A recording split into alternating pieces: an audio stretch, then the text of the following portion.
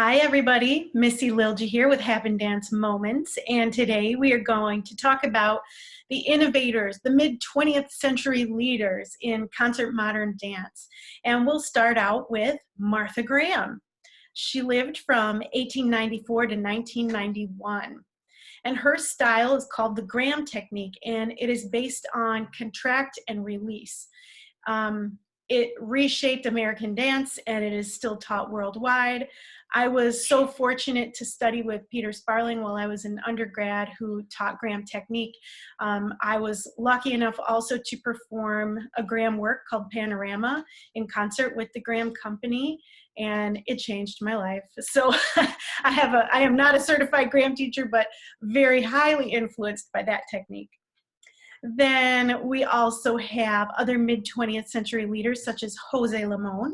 He lived from 1908 to 1972, and his technique focuses on the movement of breath through the body, the dynamic use of weight in each body part, and the fluid succession of movement, one movement into the next. Then we also have Merce Cunningham, who was alive from 1919 to 2009, and his contributions were the emphasis on clarity of form, coordination of torso and leg work, rhythmic accuracy, spatial awareness, and virtuosity. He also collaborated with his partner, John Cage, and one of my favorite things that I learned from studying Merce Cunningham was the idea of chance dances, introducing the idea that it's never going to be the same from time to time. We're going to do something like roll a die or some other form of chance to change the dance from one performance to the next.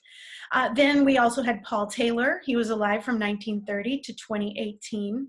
And he was noted for the inventive, frequently humorous and sardonic dances that he choreographed for his company. And before his death, he was called the greatest living choreographer in publications. Some other mid-20th century leaders that were involved with racial integration were Lester Horton and Alvin Ailey.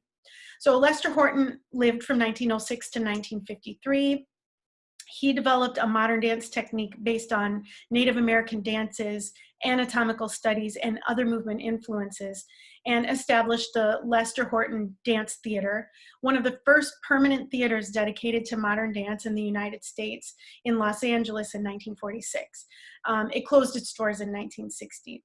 He was also among the first choreographers in the United States to insist upon racial integration in his company. Then we have Mr. Alvin Ailey. He was alive from 1931 to 1989, and he fused theater, modern dance, ballet, and jazz with Black vernacular, creating hope-fueled choreography that continues to spread global awareness of Black life in America.